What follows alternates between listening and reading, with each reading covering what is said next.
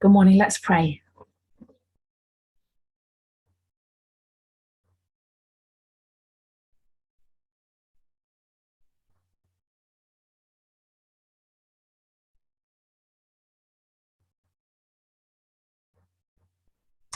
Amen. So, after hearing some people this morning and talking to people, I've sensed that people are struggling with different things. And I think some of it is, as Tom said, anxiety, health issues. People are tired. People have had mental problems. And obviously, we're coming out of a time of trouble, but we recognize that this is just a step in the journey, and that many of us have our own battles that we haven't even voiced. So I'm sensing that people have got, heaviness and emotion. I know CG, I felt it there. And I just feel that we need to be assured of where we're at and what we've gone through.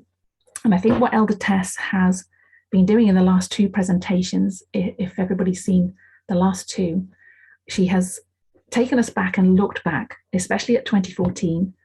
And she's also talking about the Laodicean condition and where we're at and what we need to do going forward. And I think it's just useful to reflect on some of those things. So I wanted to kind of share some of the things that she's picked out, and do a kind of recap on where we are and what we've been saying up to now. So, which is obviously a huge topic. So we'll just touch on some things. And I wanted to start with a quote that we all know really well. And that is on the board, nothing to fear. And I wanted to stress that point, to deal with our anxiety and our challenges, that we have nothing to fear for the future. And then I've put except. So let's just read that quote. It's CET 204.1.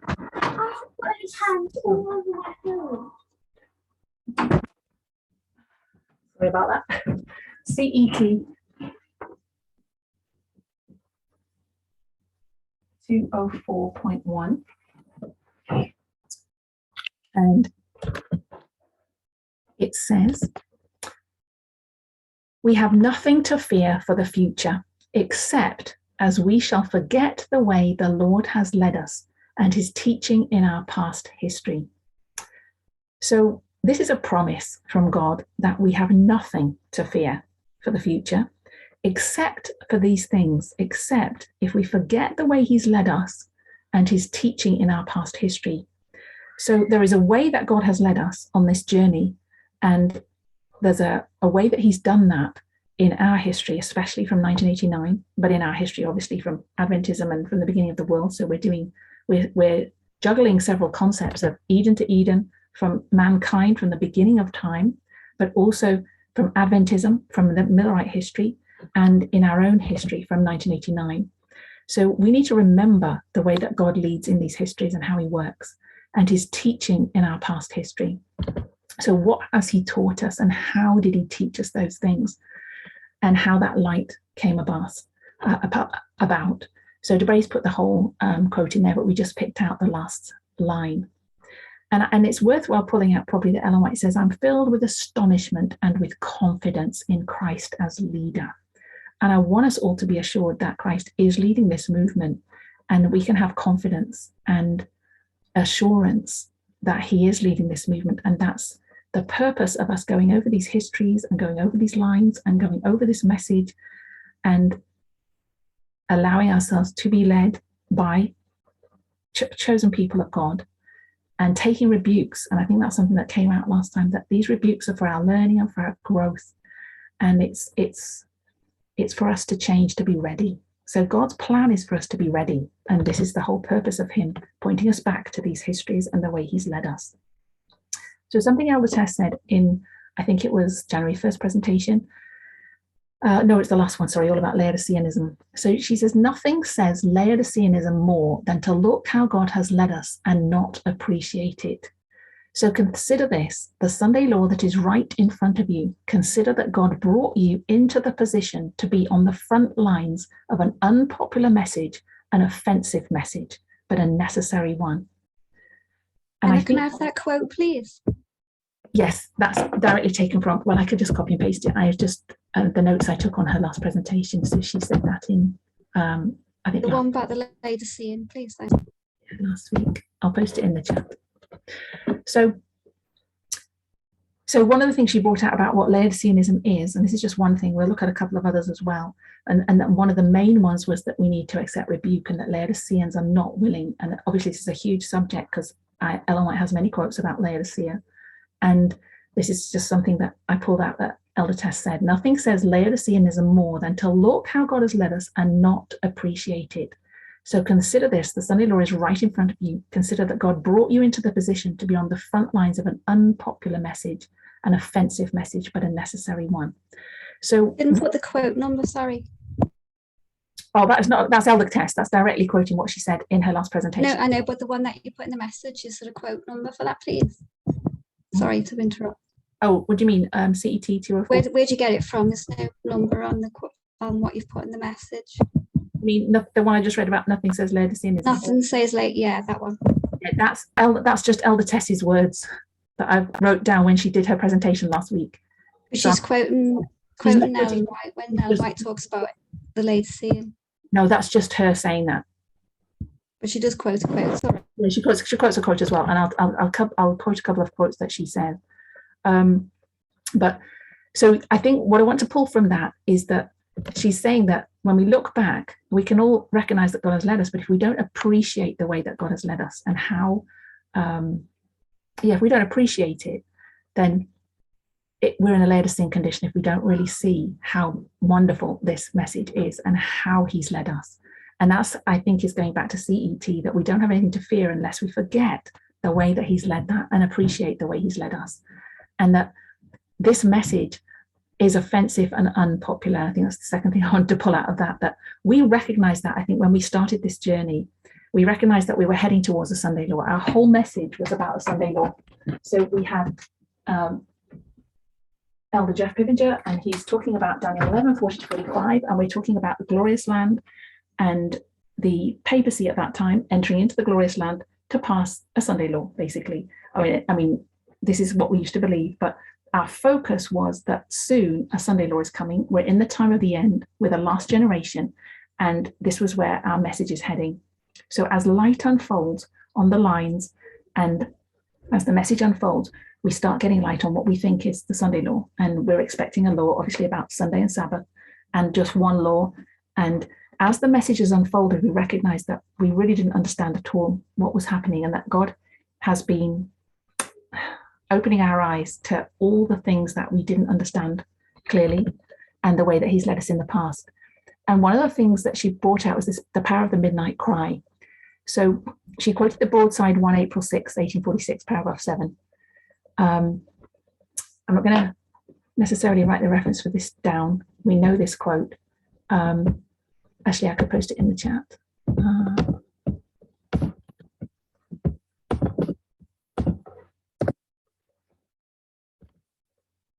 And this is in February 1845. And this is as Ellen White looks back at the Millerite experience. So we're in, they've gone through the whole, up to 1844, they've gone through the line from, as we know it, from 1798 to 1844. And now she's writing in 1845. And this is, she's commenting on the midnight cry. So this is the article 1845. Actually, maybe I'll put it down. April 6th. So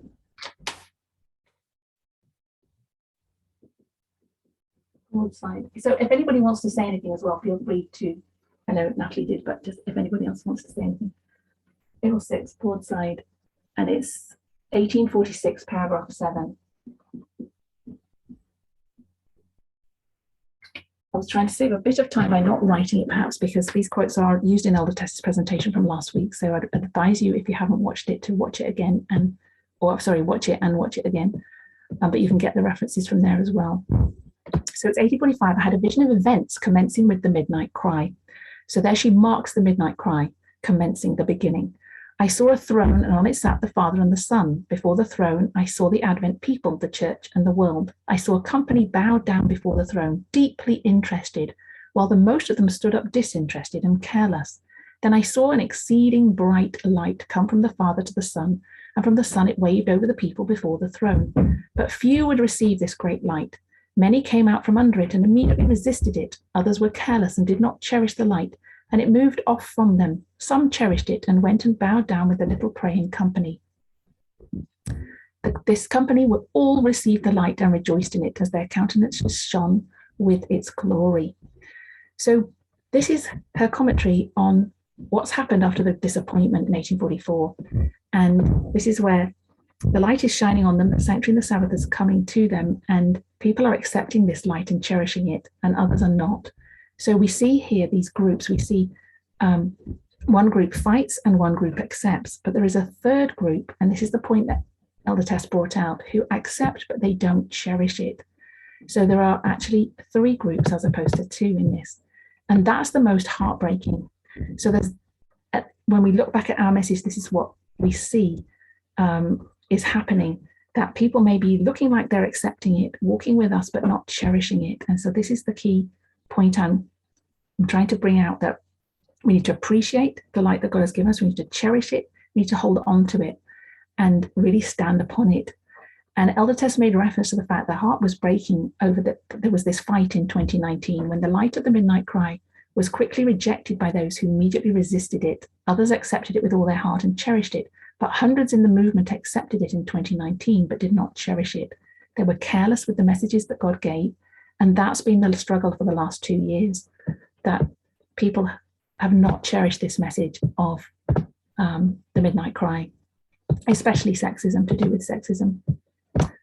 And if we go in the same broadside in paragraph 2 of the same section, go back to it, she says, let me quote some of this. So she sees the Advent people are traveling to the city.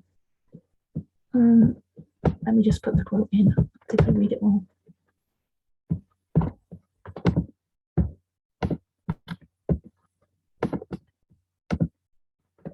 So it might not post it all there. We have to do it in a minute. Just read the first bit.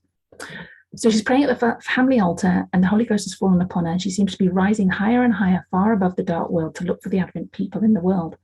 And she looks again and looks a little higher. At this, she raises her eyes and saw a straight and narrow path cast up high above the world. On this path, the Advent people were traveling to the city, which was at the farther end of the path. They had a bright light set up behind them at the first end of the path, which an angel told me was the midnight cry. So she sees a path, and the midnight cry comes in this history from 1798 to 1844, and she sees the light is going on this path. So there's light all the way along this path, and it goes all the way to the city. In the previous one, she's seen the throne of God cast up high above the world, and they're traveling to this. It's a bright light set up behind them, which an angel told me was the midnight cry. This light shone all along the path and gave light for their feet so they might not stumble.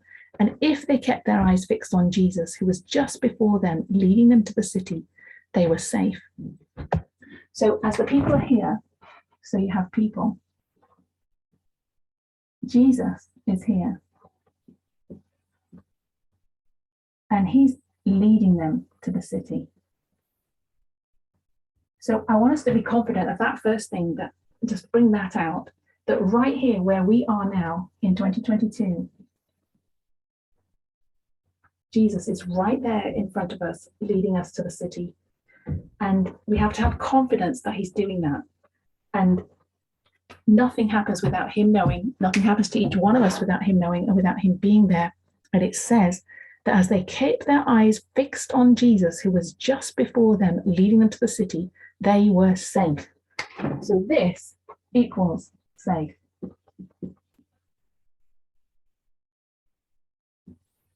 If you keep looking at Jesus, what does that look like? What does that look like for us? Natalie, do you want to answer that? I knew you were going to say that. You felt it, didn't you? I would say it means acceptance of the test of gender, the formalization, accepting of the messengers, not complaining, and moving on. Accept the test of gender. I think the problem was in the message between 2019 and 2021. Elder Tess is quoting Ellen White, and she says that it's a waiting and watching time. And those who don't wait and watch are the ones that fall. So you said 2019 to 2021 is a waiting and watching time, which we know is a time of trouble. And we're meant to be waiting and watching, not complaining and getting into the worldly things. And that's the problem. That's how they fall off the path. They're not waiting and watching. Okay, so part of that perhaps is, do we think we have expectations? We had expectations, and we still have expectations, and we're not really willing to let them go, perhaps. Anything else you want to add to that? So we're really looking to the leaders of the movement, to Elder Tess specifically, and Elder Paminda, to guide and direct our steps. And what was coming out of her presentation last week, I think, was that people are not listening. People are not being willing to be led. They're not willing to take reproof and instruction and recognize that they are sexist, that we're not accepting the message, we're not walking it, we're not practicing it, we're seeing other things, we're focusing on other areas in, I think she mentioned race, mental health, different things that are connected to the message but are not the message of the hour, and that the message of the hour is sexism. And this is where the test of gender, I'm going to put sexism, where our focus should be in how we need to prepare and what we need to see and what we need to change in ourselves, as well as what we need to be sharing with people in our daily lives. So we need to have confidence that this movement is led of God, that as we keep our eyes on Christ and his message, which is delivered through the messengers, which we have been receiving since we started this journey in 1989, I know we've kind of we haven't got 1989 on there, but God has been leading and directing our steps. And then it says, I suppose, but some soon grew weary, and they said the city was a great way off, and they expect to have entered it before. So there's several reasons why people are giving up. One of them is that they're getting tired.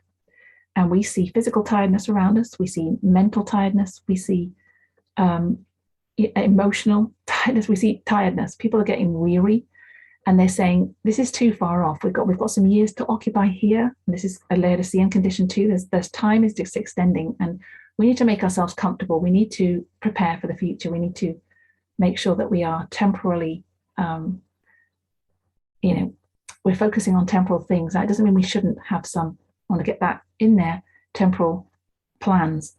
But these are some of the things that are given here for why people are going to fall off. They're impatient. It's delayed. The time is going longer than we thought. Others rashly denied the light behind them and said it was not God that had led them out so far.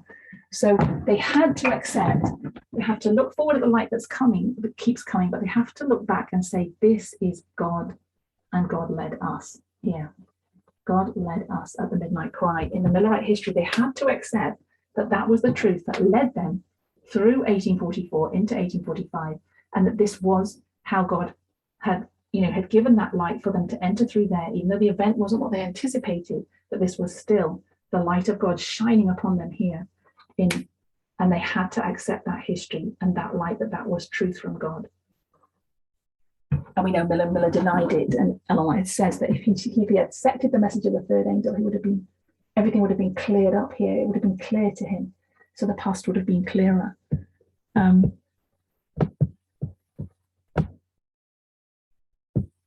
So others rashly denied the light behind them went out, leaving their feet in perfect darkness, and they stumbled and got their eyes off the mark and lost sight of Jesus. So when they deny this, they stumble here because this light's coming behind them to give them light for in front of them. And when they deny that, they can't even see in front of them anymore. And we see that when people look back at this message and they deny the light that's coming in the moment, that's really been coming in the past, they really go back and they start denying how God's led them up to that point, and it all unravels. And when they do that, they fall off because they have to say this movement isn't of God, it's fanaticism, it's the light that they have received up to now isn't correct. and they've not really accepted it perhaps. And so when this fresh light comes that's just building on it, we fail to see how it's connected, and the whole thing unravels. And they're in perfect darkness. They stumble, get their eyes off the mark, and they fall off the path into the dark, off the path down into the dark and wicked world below.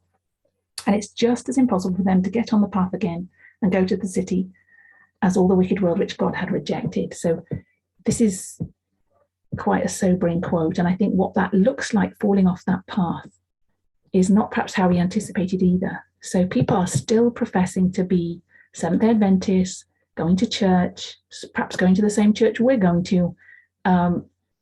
Not normally, perhaps people that have left the movement, but it doesn't quite look like the wicked world below. They're not going out drinking and smoking. They're not going and doing things that they believed were wrong before.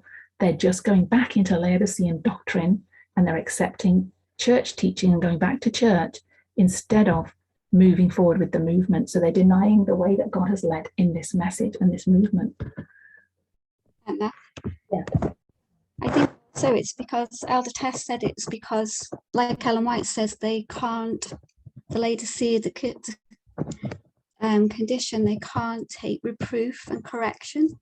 And I think Elder Tess in the last video, she mentioned that the true witness, the angel that gives the message to Laodicea, but she also refers to this time now that we're in, and I think referring to herself that she's not being horrible, and she's not saying this, we're not lovable, but she's trying to and correct people, and that is the love of God. Just say that last bit again. It's crackly. Elder Tess is trying to reprove and correct people by the love of God for the message of this time where people are falling away to Laodicea, and that's what the true witness does.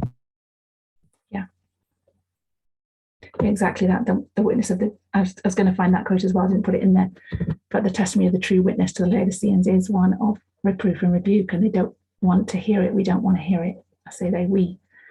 So one of the things I wanted to link that to was that this midnight cry, it shines all the way along the paths of the city. And we started this message with the Millerite line, and this was our template. This was our, as we said up here, 1798 to 1844. So we had 1798, and I'm not going to write everything on it, 1844. And that was our template. We believed that we were going to repeat the experience of the Millerites in the last generation. We have the time of the end, 2 times of the end here. And this was what our whole structure was built on. And as the light unfolded, we got more and more light about the details of that line. So one of the things that happened was that we got understanding of those 3 waymarks in that history to do with the midnight cry. So we had Exeter, I'm going to put E there. So we had Exeter, which was the August camp meeting, and we knew about that. And as the light unfolded, we realized that there was more to it than that, and that we had midnight here. And this light came out in 2014. So we had this midnight cry, and out of that came this Boston, Concord, and Exeter pattern.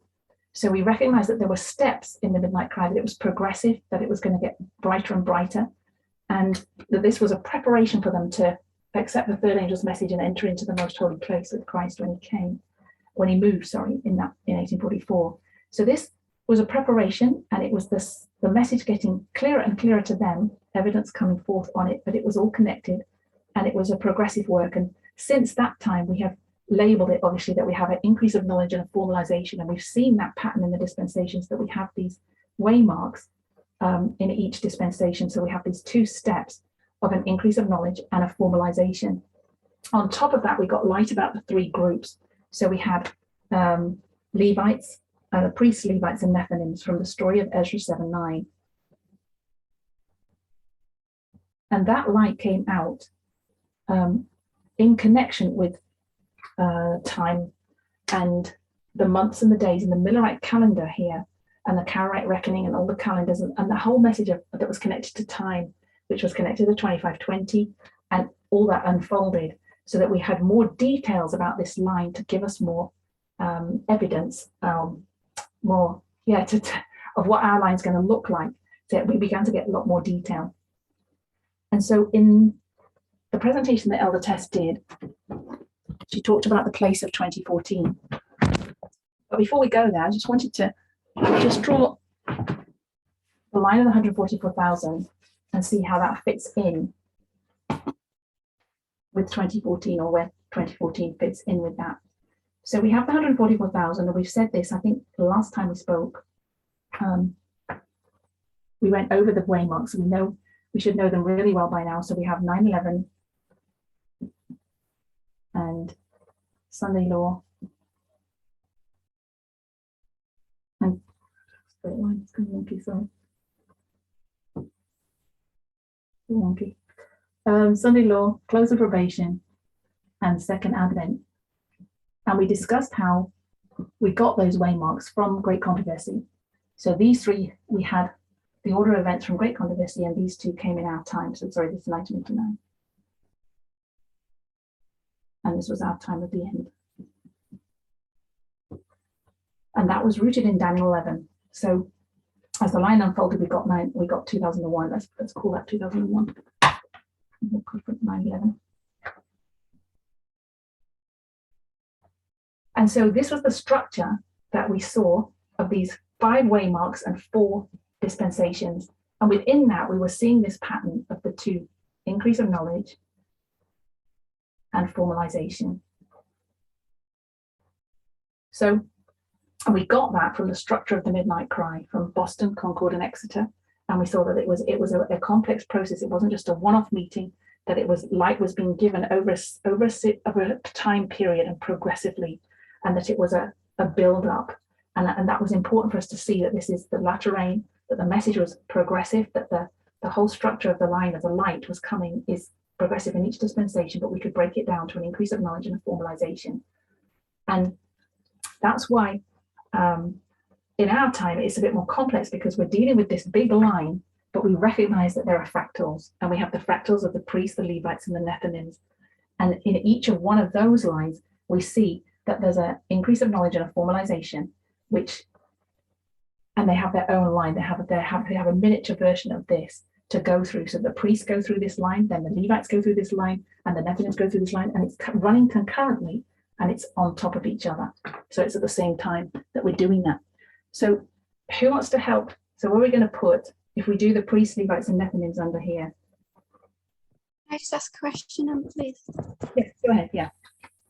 Are you saying that 2001 is the increase of knowledge for the 144,000?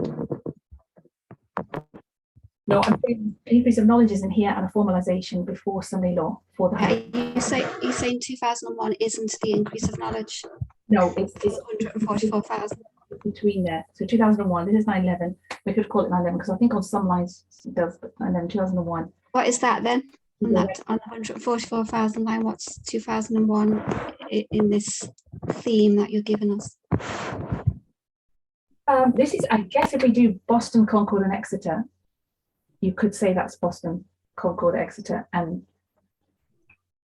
the end of the line. Sunday law. That's how we used to teach it. I don't know, what would you say that was? I'm a bit confused because we've got an unsealing of a message in 1989 on the 144,000. Then we only have 5 waymarks. So we would normally say 1989 unsealing, 2001. If we're looking at this now, is the increase of knowledge. Sunday law is the formalization, and close probation is the test. But it doesn't work like that, does it? That's why we have to place those 2 smaller waymarks from the priest line onto the 144,000 line. So then I'm just wondering, if we do that, which we do, because we know Elder Test does, what would we call it? 2001 then? Well, aren't we? Because we've done that all the way along the line. So we already had 1996, Time of the End magazine. You know, 1990. I'm looking at it as a big line, one big line. I don't understand now. If we look at it as an increase of knowledge, it's unsealing, increase of knowledge, formalization, test, second advent. We're not saying that now. We're saying there's not 5 waymarks. We're actually putting 2 little ones in between, which is actually taking the place, which is increase of knowledge and formalization. So I'm just wondering, what are people saying 2001 is then on this line? I think it's because we're looking at, we're honing in like a magnifying glass. So we recognize that is the big structure, that God wants to prepare his people up to Sunday law, to have some light before Sunday law, before they go to the world and the probation closes and the second advent comes. And this was part of the discrepancy with this whole discussion of the midnight cry, that on the original posters we were lining this midnight cry up with the loud cry, which we believed went here. And obviously as the light unfolded, we thought, wait a minute, doesn't the church need to prepare? Doesn't it need light to prepare to give that light to the world? So there was that, where does this line up with the parable in the, you know, the story, the 10 virgins and everything? Because we saw in this history that the midnight cry was there to prepare the Millerites to go to 1844. So this is an internal work for the church. And then they were to go for the world as this is unfolded.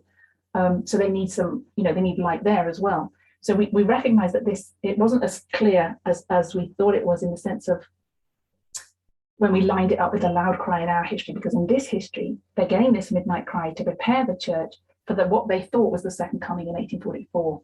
And so this light comes, unfolds the message to them, and they get this preparation to move now here, because it's not the second coming. So we saw that, and as the structures, you know, came about with the Levites, the priests, and the Nethinims, we saw that there's 2 steps for the church and 1 for the world. So that the church needs this period of preparation, and the world, then the message goes to the world. So the church needs some light itself. So we saw within this history, this parable, the church gets this light in the midnight cry to prepare it to go to the world after that. So we thought, okay, so before Sunday law, there has to be some light for God's people. And that was, I think, part of the modeling, that there is kind of like, okay, the latter rain isn't just here. It's a progressive thing that goes through the whole history, that this outpouring of the Holy Spirit, the message is unfolding, it's progressive light increasing as we go.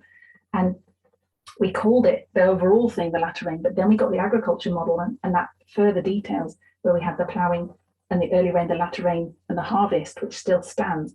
But it depends on how you look at this line. So we're looking at it from different angles to get more details. So when you say now, what do we call this? So overall, yes, light is coming from the beginning of the line. We see that this is a simple parabolic. It's not that simple, but it's a parabolic picture. It's not like we can pinpoint, you know, in one level. We're making it simple by doing this. But it's an increase of knowledge from 1989, basically. We just keep getting more and more light and more knowledge, and at each step we're being tested.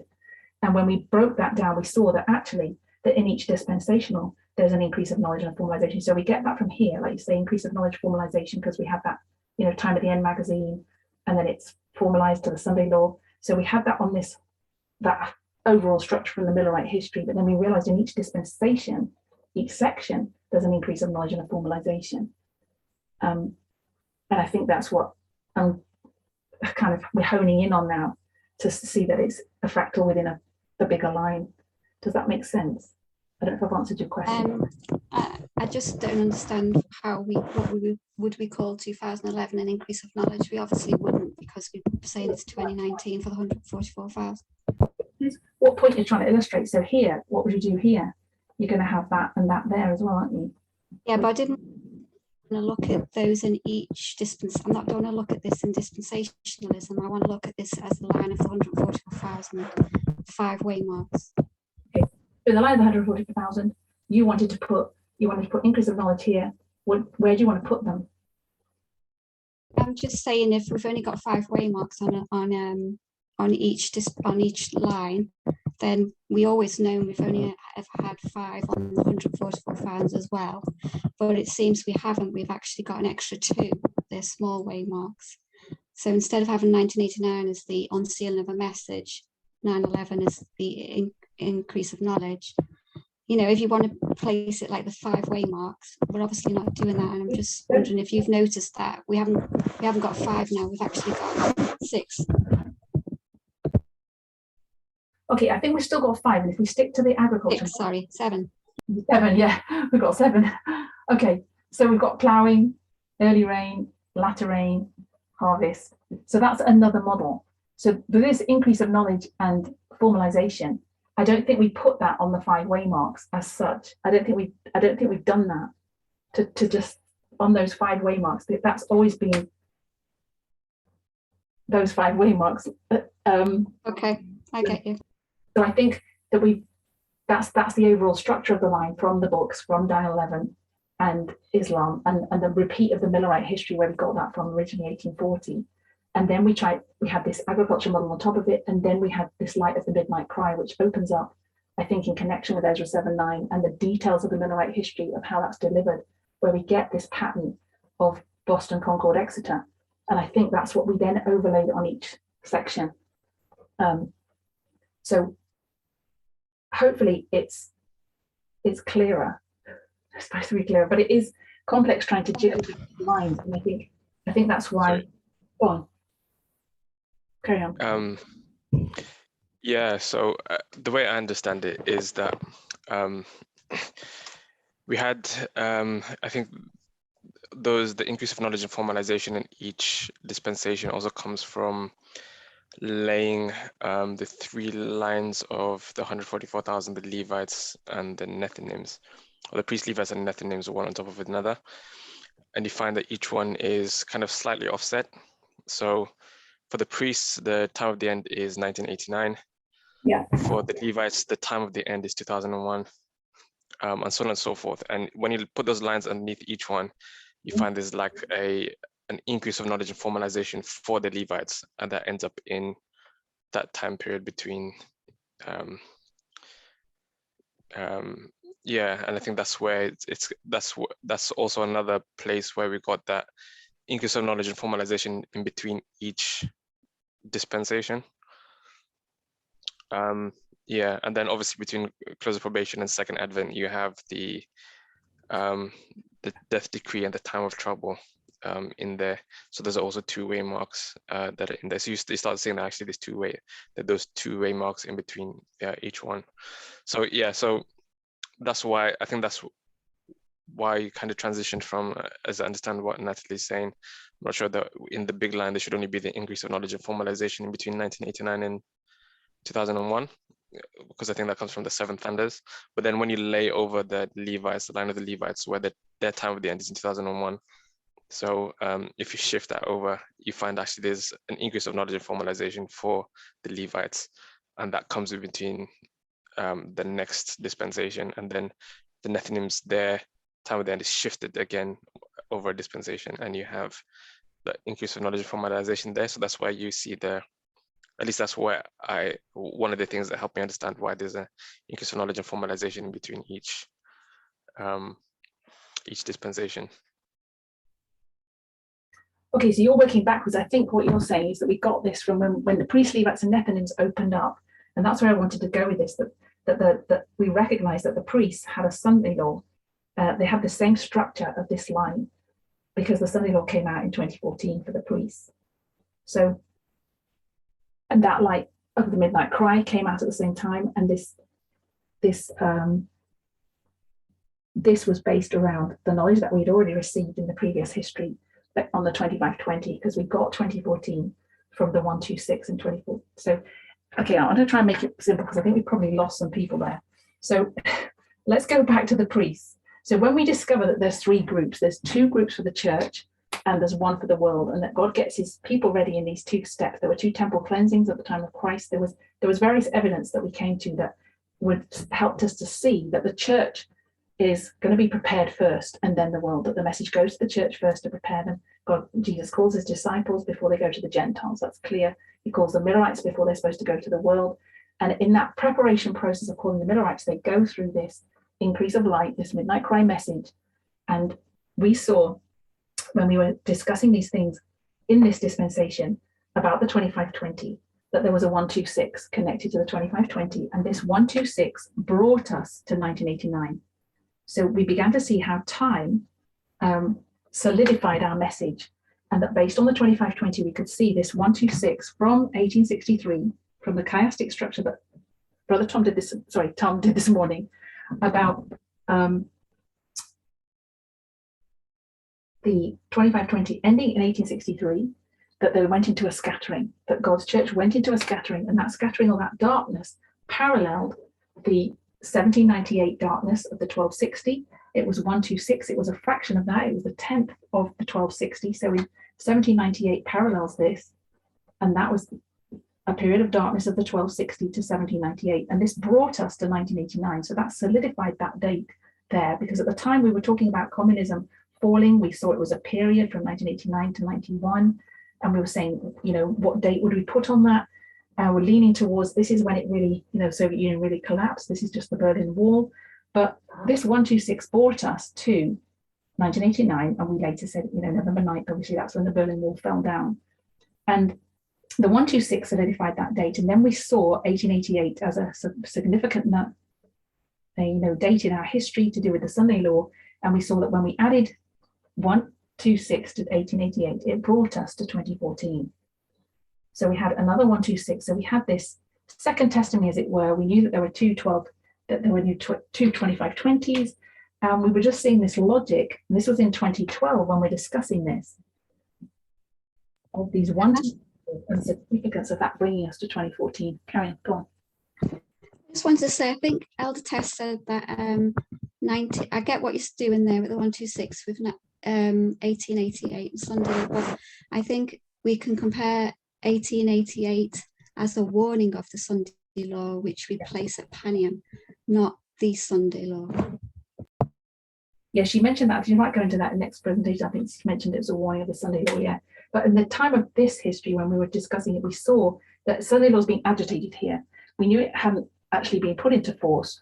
So we didn't know what really to put here except Sunday law, that we could see that pattern 126. And so we saw that 2014 was a Sunday law, and we were expecting Sunday law. We were expecting a law on Sunday, etc. And recognizing now that we had to accept that event, which is what Elder Tessa said in his last presentation. We had to accept that that was a significant date based on this structure and all the evidence we had up to there about God giving light and this increase of knowledge on the midnight cry coming at this point of 2014 to open this up to us. And from there onwards down to 2019, which for the priests is their close of probation. So, and then we had 2021's Panion. So this is the second advent for the priests. So we could see that as light's been unfolded to us in 2018 from Elder Tess, that it began to be, now it's more clear as we look back to see everything that happened around that date, we start having understanding of the event. And I think this structure of the way God has opened that up is what we need to see in our history now, is that's how he works with these, with the way he unfolds light on a Sunday law. So this is the priest line of 1989, 2014 Sunday law, 2019 close of probation, and second advent. And as we look at this Sunday law, we were expecting some law, something to do with Sunday. We didn't know what to do. The date passed. And as she said, 5 years goes by in here without us fully having full clarity about what's going on here, what exactly happened, in a sense that, and she brings us to November 9th, 2019, and says that as this light unfolded in the midnight cry, we're now looking back and understanding what all the events were that happened here that made it a Sunday law waymark. And so from 1989 to 2014, we had to accept that 2014 was a significant date. And then from here to here now, we have to have understanding. I think she said we have to accept it was the Sunday law. Those people that were in that prediction, we had to accept. Yeah. Or in the movement had to, 2014 was the Sunday law without knowing what it looked like. So we had to accept, and then we had to to understand the content now. You're right, we had to understand and accept that 2014 was a Sunday law. So 1989 to 2014 is all about showing us 2014. We have to understand and accept the date or the existence of 2014. And that was all connected with the midnight cry and the Sunday law. And that all this history is preparing us for 2014, but not its content. It was just the fact that it exists and the implications to the fact that it exists. And so some of the implications of that, when we saw that that existed in our history, some of the implications were that we're the final generation, that this is the end of the world, that God is gathering the 144,000, that America is collapsing and Adventism is falling. And in all of that, you can see time setting, 2520, down 11, reform lines.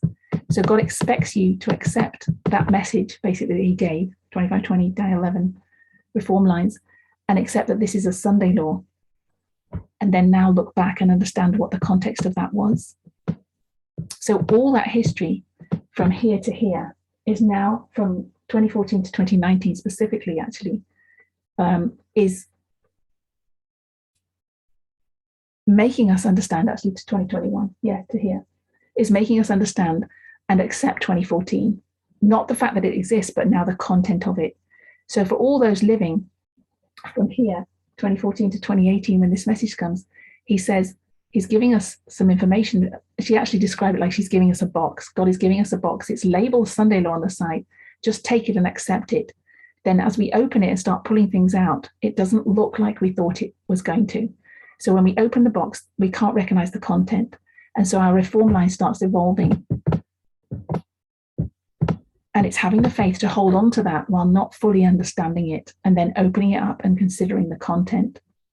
So when we see that, she had a whole list of things. I don't know if everyone's seen that presentation, about 26 things that were happening in 2014. And we need to understand what those things were. And that's what we're understanding now as components of the Sunday Law.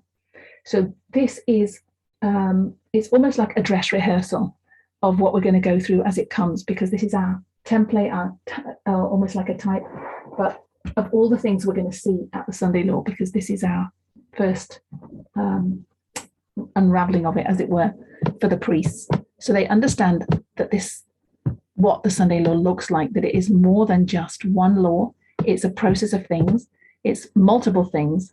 But as we come to where we are now, we recognize that it's culminating in a test on sexism.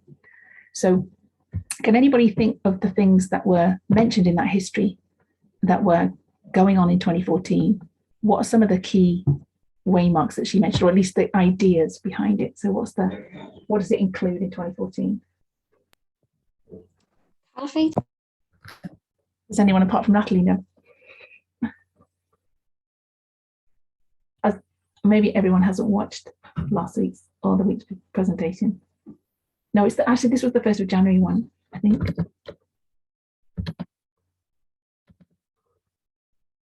Did she mention Islam being one of those things? Yes, yeah. So we've got Islam. And specifically anything, what to do with Islam? Anything specific? Was it ISIS and Syria? Yeah, so there's ISIS, Syria, Afghanistan. Oh, what did you do that? I don't have anything. Is that you? Oh, sorry. Sorry. Not sure I want to say something. Anything else? Fall of democracy. Fall of democracy. So we've got fall of, I'm going to put USA and democracies. So we see the USA with the 3 branches of government begin to get taken over, basically, 3 branches of government by Republicans and Trump's. Trump getting into office is also connected to, and then the fall of democracy, she mentions India, but other countries around the world who are getting right-wing governments, and places like Venezuela, Turkey, what's happening in Hong Kong. There are different countries she mentioned. And at the same time as seeing those things, this fall of democracy in different parts of the world, it's happening in the US by this dismantling of the government. Who else is involved with the whole Trump saga?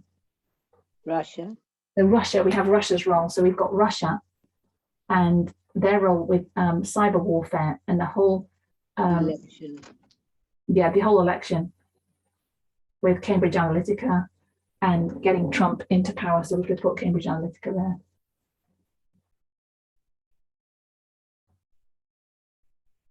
So this again is the king of the north and king of the south, which is what we had in Daniel 11. So we're to see that the king of the north and king of the south, which we got from 1989, Islam, which we saw 2001. So this, we can see this escalation of all these things that have been there from the beginning of the line from 1989. We also had Islam even at the beginning with the Afghan war, the 10 years before 1989, finishing in 1989, the escalation of Iraq through there. Islam's been going along all the way, but obviously highlighted 9/11. And fall of American democracy, we can start seeing that this compromise as well of the Democrat Party way back in 1989 but this three branches of government being eroded, especially by Trump when he comes along. And then Russia. So this is the King of the North and King of the South are fighting for spheres of influence. So we've got noticing what's happening with these spheres of influence. Syria and Venezuela and the other countries. And on top of that, we've got the HERO Act. And the HERO Act was to do with transgender and LGBTQ. Because you've got gay marriage in 2015, which has been escalated, it's been led up to in 2014. So we've got marriage there. The HERO Act is to do with transgender rights, and that's in 2014. So that's, what do I put, gay marriage? And so there, right there, we can see equality. So we've got King of the North and South, Islam, equality. And these issues have been running from 1989, but she's specifically highlighting what's happening in 2014 here, because this is the priest Sunday law. And on top of that is what's going on internally with Adventism, or in the church, as it were, in Adventism with women's ordination and LGBTQ rights. So in 2014, the church publishes guidelines adopted by church leadership. And they said, it is, I'll just put that in the chat if you want, it's just a short quote.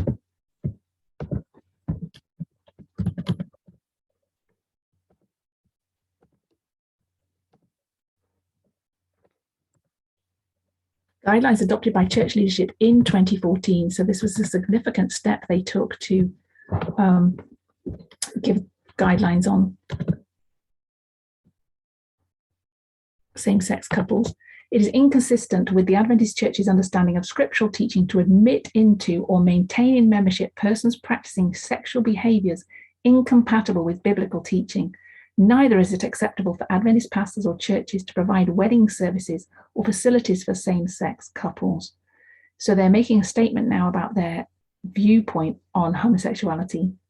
And 2014, it didn't go well for LGBTQ community, and then 2015 with gay marriage, and the way even we as a movement interpreted that. But this was a turning point in the church's history on this issue. And it was in October 2014 that the GC agreed to consider women's ordination, and much of the discussion and fighting had already happened by the time you get to 2015. So it really took place in 2014, this whole discussion about women's ordination. So we have the SDA Church on LGBTQ and women's ordination.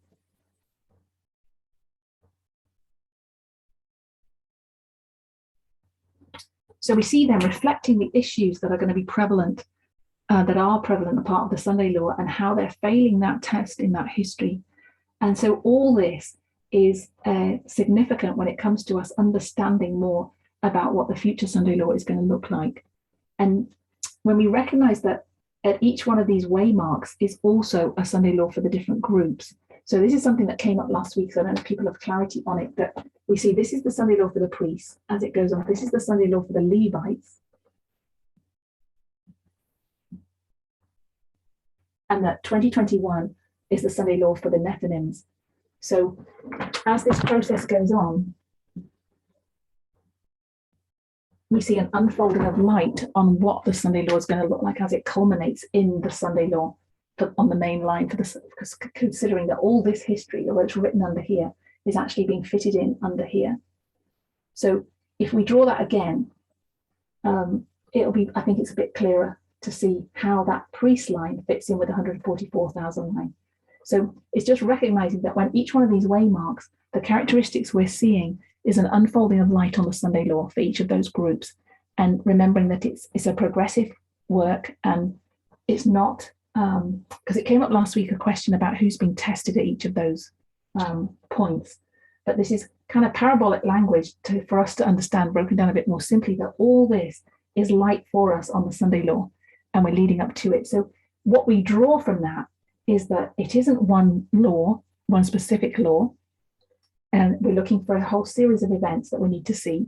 We're looking for what Russia's doing, what Islam's doing, what basically the fall of democracies around the world, which is preparing the way for people to be racist, sexist, nationalistic, and for extreme people with extreme views to get in, I suppose, that are going to affect equality, but especially equality on a women's front. Sexism is the issue that it's focusing in on as we get to 2019 now. When we had the light of the 2018, the Midnight Cry, what we see happen there when FFA falls away is this rejection of this subject of sexism and women's equality. So we have Elder Tess is ordained as an elder, and then she gives this message which unfolds about the King of the North and South, and then church and state relations, and how we then got the equality message out of that. So does anybody have any questions on that, or thoughts, comments? I think.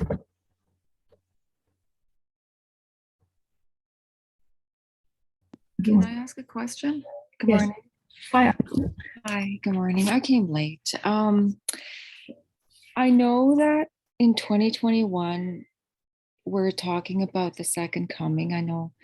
I'm wondering what the event was for us internally, what that looked like. 2021. You have that on the board as the second coming, and Yeah. I'm not sure what the event was that we're supposed to know. And this is Raphia. So surrounding those two battles, what we're seeing now is that as we look back at 2014, we see that it isn't one date, it's not one event, it's a multitude of events, and it's marking the Sunday law for us. So if we use that as our model, a type kind of, then we're going to see 2019, and we have a date for 2019, we have November 9th, but we also see lots of things happening there.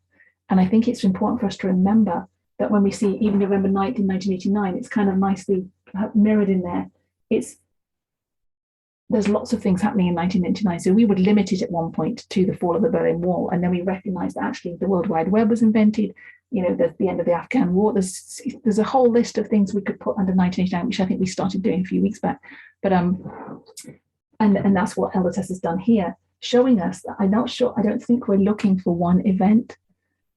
It's a progressive work, and it's a period. It's like this whole thing with the midnight cry being a point in a period. I was thinking about how we used to say that, but it's a progressive work. It's more than one thing, and people keep looking for, just like with the Sunday law, we're looking for one law, and we're looking for it to be kind of passed overnight and everyone tested on it at the same time.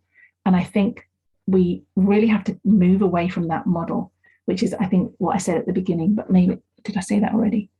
And I know you missed some of it at the beginning, so. I'm late. I don't know. I missed the whole thing until the last few minutes, so I apologize. Okay. So, I've lost my place. Hold on, let me just back to where we were. I've just got a question on that. Yes, go on, Tom. Yeah, so I understand, like, we're not looking for a specific event. It's usually like quite a few events. What about the the battles, Raphia and Panium? Specific battles about the King of the North and King of the South that were brought, and that's why we started focusing on the King of the North, King of the South. That's how we saw Russia and all those things. But are we still looking for, like in Raphia, the King of the North won that battle, and then in Panium, the King of the South won that battle? Are we still looking for that detail in terms of, like, is that still relevant? I think that's my question. Is it like looking for something the King of the North won in 2019, and then something then followed the King of the South in 2021? Because I think attached to that, we talked about the deadly wound to the King of the South and falling, the King of the South falling by Sunday law, and they received a deadly wound at Panium. So if we're not looking for an event, are we still looking for those characteristics? I guess my question. Yeah, I think I understand what you're saying. So you're saying we were initially perhaps looking for a specific battle where the King of the North won and then the King of the South lost, and that well, actually what we were saying was King of the North wins here, King of the South does it win there or lose? Not looking at my notes, but I know, understand what you're saying. The concept was that it loses here, King of the South loses here and starts to go down. That's what I think, it starts to die from Panium. Yeah, so I mean, so it's not like looking at a specific event that made that happen, but just seeing like, okay, from Panium 2021, the King of the South is falling from here. We can kind of identify that for, even if it's not attached to one specific event. Does that make sense? Yes, yes. And I think that's what we're required to identify. I'm seeing that as that's still all valid. That structure is what we see happening now with this mobilization of Putin with Ukraine. I think that's significant. I don't know if anyone else wants to comment on that. Do you want to say something, Natalie? No, you're not. I'm just trying to find it in, I know there's some point where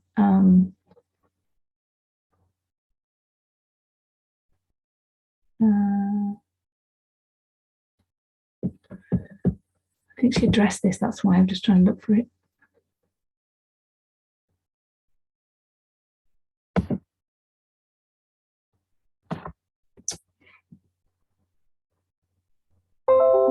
So she did say that we love equality, we love the Midnight Cry, we're prospering as a movement, aren't we?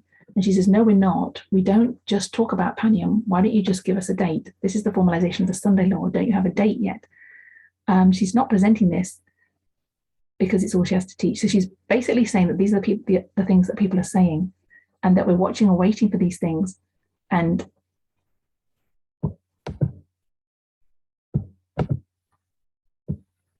that our expectations are not correct on this issue. Basically, I was trying to find something else. That wasn't it, sorry. I think what she was saying as well, Emma, is that she's not going to concentrate on Panium, why people are still in a latency condition, and she was there to rebuke them and correct them for this condition that they're in. All they're interested in is a date of time of Panium, and she said she's not going to do that, why people are falling. And questions when, they're not dealing with the sexism and everything that's happening now. So I think there's more to come on this. I think it's a period of time, and I think that it's unfolding as we expected, in a sense that we're going to see this. But what does it look like? The King of the South and King of the North dying. That's what I was going to say as well. What does it actually look like? And our model for that is 1989. So when we see 1989 and the fall of communism and the death of Gorbachev, he doesn't literally die, and Russia doesn't literally die, and these countries lose their power, but Russia still exists. They could choose a new president. It's kind of like it's a turning point, but what does it look like? There was no hot war. So when we say King of the North, King of the South are going to die, we had originally envisaged, that America would invade Russia, or the other way around, or they drop a nuclear bomb. But what we see here is this spheres of influence. They're losing spheres of influence. So Putin or Gorbachev loses all those satellite countries around the USSR, and it becomes, we use the phrase up to the neck. So they're just left with Russia, and they lose all that, the body, all those countries round about. And now we see Russia's pushing out to get some of that back. Is this spheres of influence fight, and who's going to control these territories? And so when it looks like falling and losing, it's two things. It's kind of a regain of territories on a military front, not necessarily a hot war, although we've seen hot wars involved in this. In these countries, there is warfare going on, but it's not a hot war between the US and Russia, which is how we thought it was, King of South and North directly. It's proxy wars. And so when we get to our time, now we're thinking, what does it look like that Russia's going to lose? And we know it's economic as well. So there's a military and economic side to it, which we saw back in 9/11 with the ships and the horses, chariots and horses. But what does that actually look like?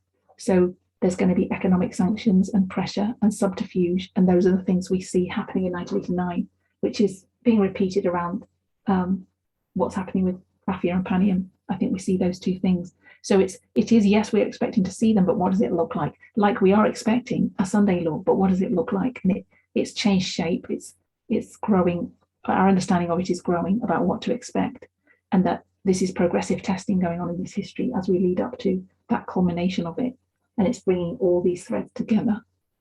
She also talks about the external, because you're talking about the external there, not the internal. So she also talks about the external being the politics of evasion. So she compares 2021 Panium with compromise that was happening in 1989 with the politics of evasion, and she compares that to Biden and this time period that we're in, and the compromise also internally with.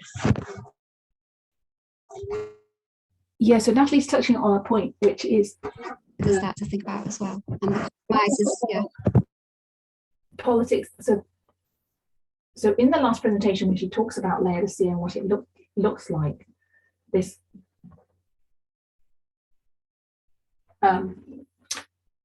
she compares and contrasts the internal with the external. So externally, what we see happening in the Democrat Party is that they've got this politics of evasion. So they are, evasion means that you're evading, you're trying not to see something, you're ignoring it. Now I'm trying to still get to grips with this. Avoiding the question. You're avoiding it. So they come up with these three myths about why they're losing elections, and they basically compromise on their stand. So before, they're taking a very hard line stand against racism, and they're saying all these things are connected to racism and we're not tolerating it. But then they realize that that's not going to win an election. So they change their, they evade that topic, they avoid it kind of, and they come up with this myth that it doesn't really matter. I don't want to do this injustice, but in summary, they want to please the people and they want to get in. So they change their politics and they become, from moving from a more kind of radical, perhaps not extreme, but left-wing position, they go to a more liberal one. And in that liberality, they embrace this politics of evasion to ignore what the real problems are by saying, we just want to get a president in, we just want to get in government. If we get too radically left, we're not going to get in power. And we're not going to have the influence we want to have on the voting electorate. And we're not going to have the influence because we're not going to get into government, and then we won't be able to do our policies. And so one of the parallels that Elder Tess makes with us is, so there's these three myths that they have, and she parallels those three myths with what we're doing in the movement and how we are avoiding truth because we want that. I think because we want popularity and power, we don't want to have this message. We don't want to embrace this message, which is a cross. And as we said at the beginning, what's just the words she used? We must have grace. Offensive. Yes. But offensive and unpopular message, we don't want that.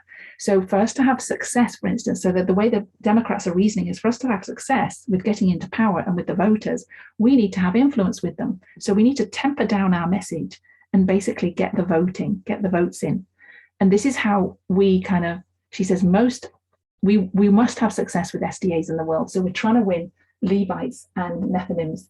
And because of that, we've got to soften the tone down. And she said this argument was very strong at the beginning of 2020 when people started criticizing good advice. You won't win people. You won't win people. They won't vote for you. Who decides the use of the charts? They won't vote for you if you go down this certain route. It's more subtle, but the arguments are made today, so it gets masked. And the things it gets masked with, so people are still saying we need influence with Levites, we need influence with Nethinims. If we go too far extreme out on sexism, for instance, or feminism, so if we become from liberal feminists to radical ones, no one's going to accept what we're saying. No one's going to agree with us. We're not going to win anybody. And we need to win people at the Sunday law. That's what the Sunday law is about. It's about calling people out of Babylon. And so we're reasoning in our heads. We don't want to be unpopular. We want to win the church. And part of that is that, yeah, we don't want to accept the offensiveness of this message because it's painful and it's all bleak. And, who's really going to accept this when it's so extreme that we've come this far in our journey and it's taken us this long to get our understanding of what's going on? And how on earth is that going to happen with the Levites and the Nethinims? So we start using human reasoning and saying we have to win people. So we have to compromise the message. We have to not be so radical. And I think that's what people are still thinking. And that's part of the reason they're rejecting the patriarchy headship, rejecting sexism as the message, because it just makes us too radical. And what they do to cover that over with is they say we need grace and love and tolerance, and we use that as a cover over to say, to compromise, basically as an excuse to compromise. And then another argument they use, the Democrats were saying, is it's not all about race. So some of them were saying, okay, race is included in some of these things, but it's not all about race. That like police brutality, it's not all about race, or people not being able to vote because they are black, because they've got restrictions on voting areas, and it's not all about race when it is rooted in racism. And they're denying that, they're evading it because they don't want to cut off the white voters who aren't really interested in racism and are actually racist. So she says we're doing the same with our message internally, just the way they're treating racism, for instance, in the Democrat Party is the same we're doing to sexism. So she's saying it's all about sexism, and people are saying sexism isn't everything. And I think we're recognizing that it is everything. and that it's the root of the problem. So when we go back to what Tom was saying this morning about the Eden to Eden, and we see that sexism is the first thing that came in inequality, and that's the last thing to be restored. We recognize on our chiastic structure, sexism is what our message is all about, and that the sin that came in there was patriarchy and headship. And so I'm going to put that here.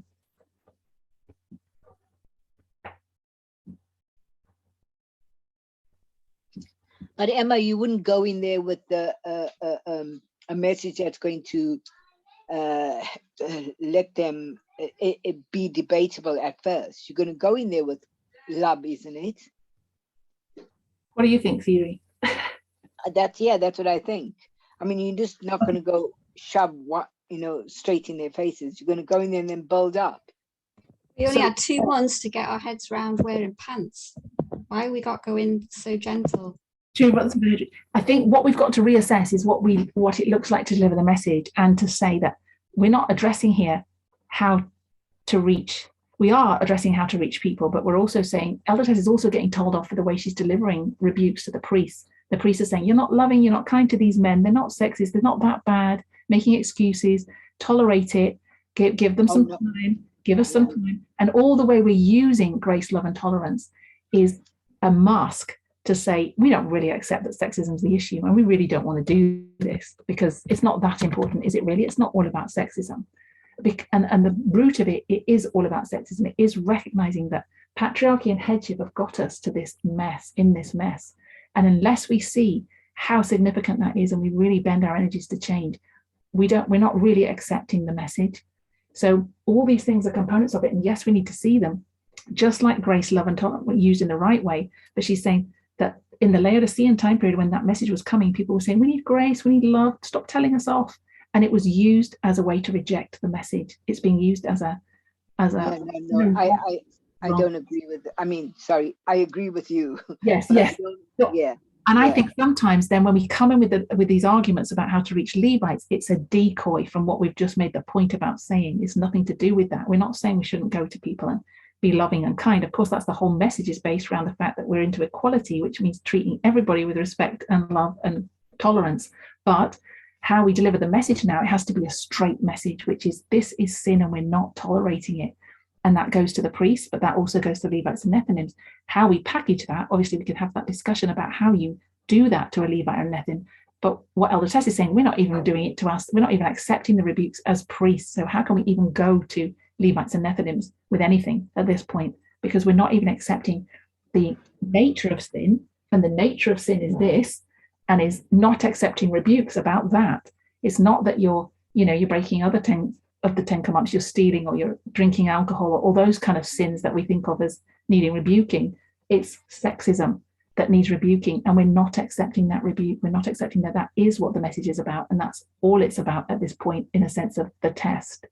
And I think it's really truly understanding it, isn't it? I mean, because even with this equality, I mean, when I was talking to my friend, it was like, wow, I never thought, like, traditionally we allow men, they need to be taking us out and opening the doors and everything. Then I thought, no, hang on, if we're equal, then we don't do this anymore. We have to change. So it's realizing in those little things how we need to change our stance and how we see things.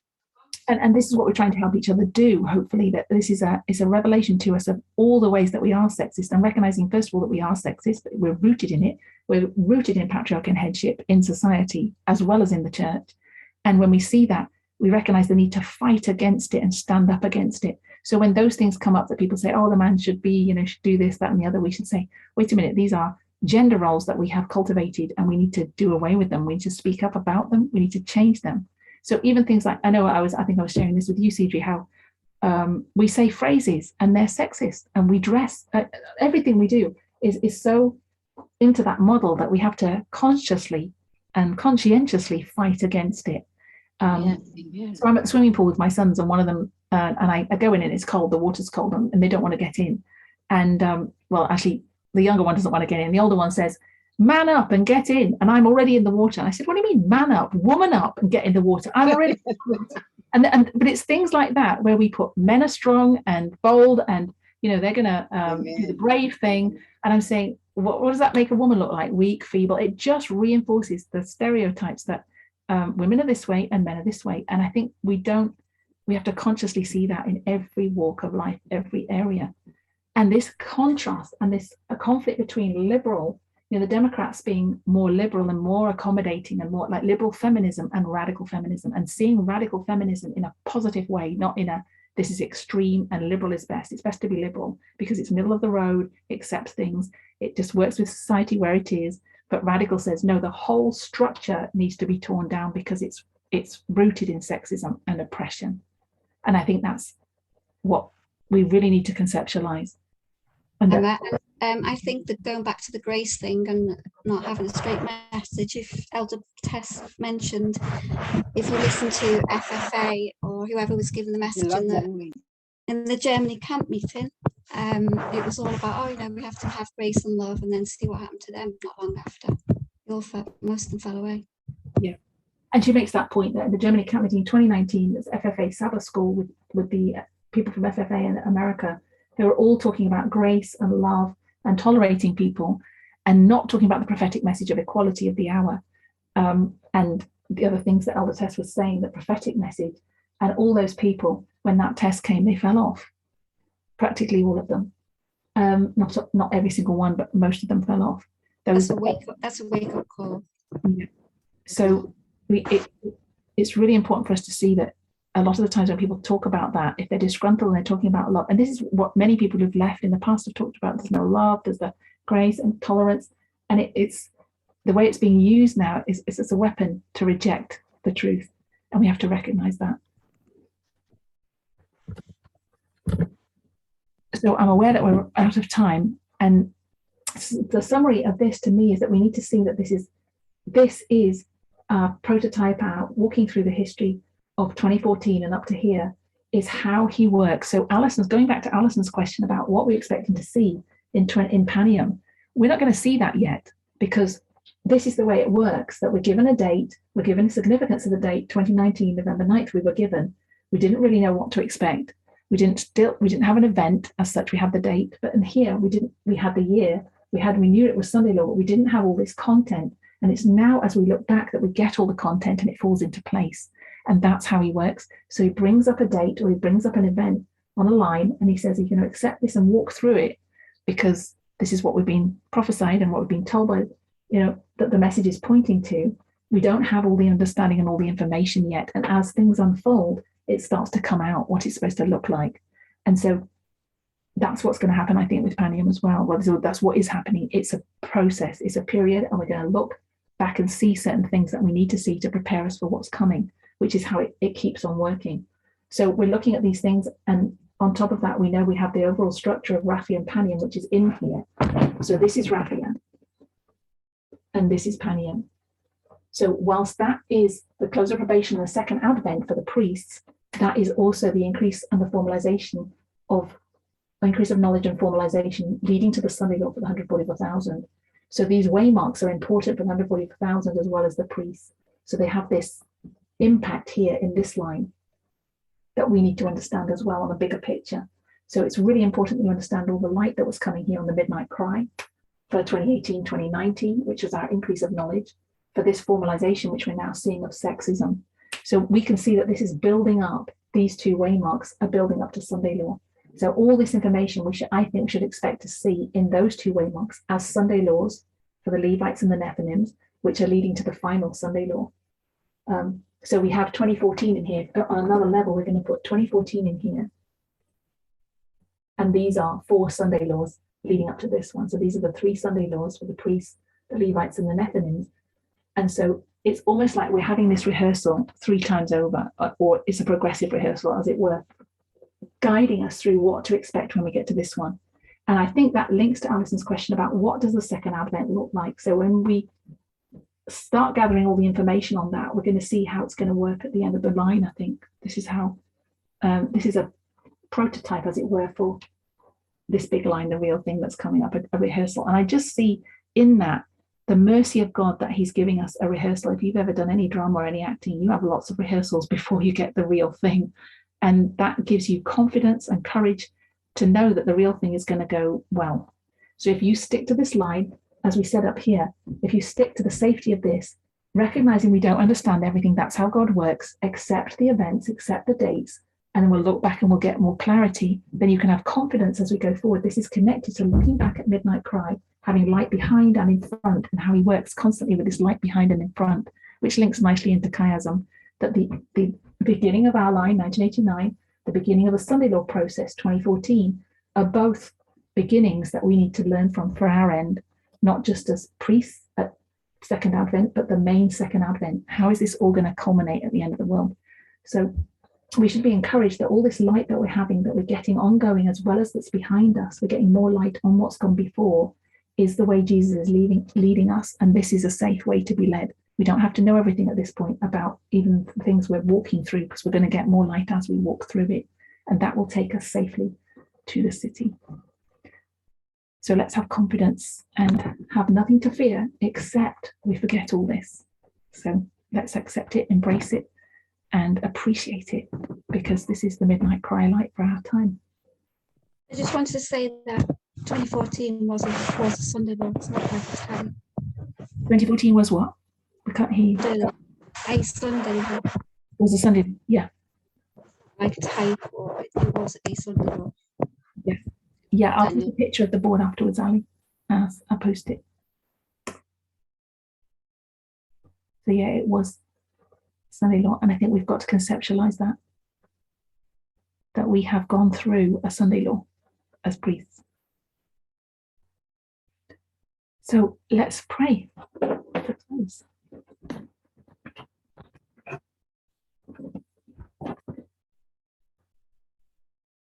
Loving God, we thank you for this privilege of being able to study together on Zoom.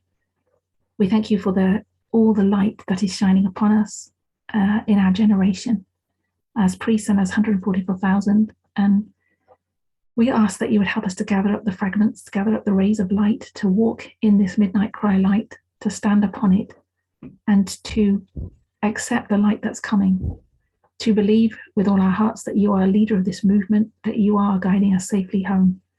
We know that we have walked through a Sunday law already, and we pray that you would give us more clarity and more understanding of this, and that we would understand more about what's going to happen as we approach the 144,000 Sunday law.